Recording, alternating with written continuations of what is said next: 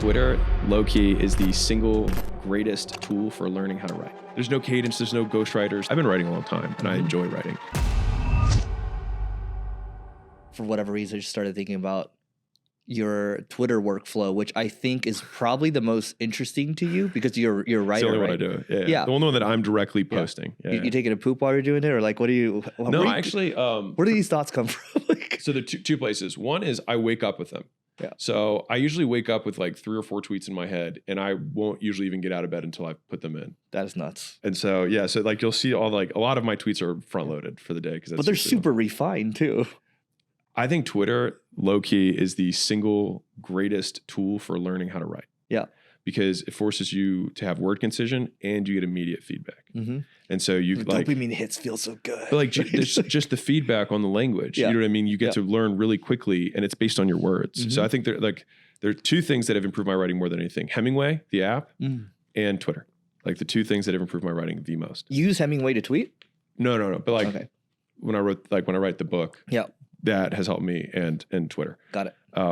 But you said the second place that I do it is when things come up naturally during the day, and so I'll say something on a meeting, and like literally, like the team will be like, "That's a tweet," and then I'll just fire it off. Yeah. Like, but there's no cadence, there's no ghostwriters, there's no like you'll also see 2 days in a row where I won't tweet at all. So like it's just whatever. And some days I'll tweet like 11 times. Yeah. Like it's just if I'm in the zone. Makes sense. I think there's a lot of wisdom there. I think there's a lot of beauty in the written word, and if you can articulate yourself that way, then it's like your next level. Well, dude, I had a guy, a really successful tech entrepreneur. So he had 2 unicorn exits. So like really successful.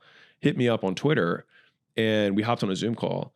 And he was like, dude, so what's your Twitter strategy? Are you like in one of these engagement groups? And I was like, no. And he's like, oh, dude, I won't tell anybody. Like, just like, what's the playbook? And I was like, I tweet shit as I think of it. He just like, he asked like 3 or 4 times, like he just wouldn't believe it. I'm like, that's what it is. And you'll notice because the tweets are usually like themed because it's just like top of mind. So if I'm feeling, because usually I'm tweeting to myself, and that's what people don't get. Like my tweets are me trying to bang myself in the head and be like, dude, like be fucking patient, or like relax, like, you know, whatever it is, or like, you don't need to care about this person's opinion. And so like, they're so violent because I'm in the moment of discomfort and I write that to myself to get over the moment and move on with my day. Dude, that's so fast. It's like what we'll talk about in your 80-year-old self mentoring you, but it's weird how we use it in our own, like you use it to beat yourself up, or sorry, I use it to beat myself up sometimes, right? You're talking to yourself just to like, it's like reminders for yourself, right?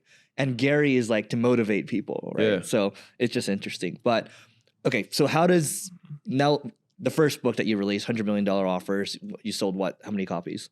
I think it's about 500,000. 500. That's a lot, right? Like what? I saw like 12,000 positive 5-star reviews or something. Just crossed 16. 16,000. Okay, that's crazy. I just saw it. That's why.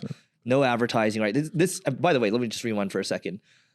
The guy that got on a Zoom call with you, he wouldn't believe it. It's like when your shit's so good, you don't need to game the system. That is already the game. Too good to fail. You know what I mean? Like that's the line. Like too good to fail. I had a roommate of mine who said that. I was like, what? Because this is way back when I had my gyms. And I only had one gym, so like way back in the day.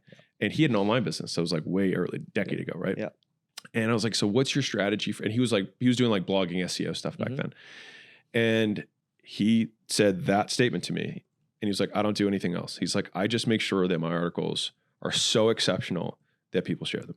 And he would spend 2 weeks on one article, but then they would crush and get shared all over the place. And now he has a business probably worth like 60, 70 million now. Wow. And we were just like roommates in a house, like just random. Great. Yeah. That's awesome. Okay. So back to the book. So you did the first one.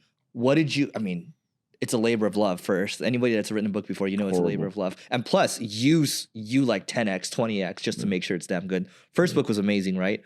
What made you so quickly want to go to the next one? And what are you looking to get out of it? Man, writing books is like such not a good use of time. As much like...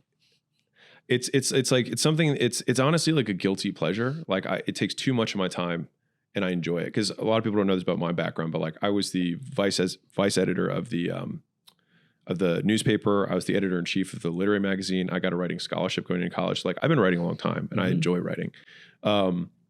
And so this is the only thing that I get to marry my two loves, where like I love writing and I love business. Yeah. And so it's like, it's my like chief form of expression. That's why Twitter is kind of like a microcosm of that. But the point of $100 million leads was to answer one question. And the first one, $100 million offers, answered the question, what do I sell? Leads answers the question, who do I sell it to?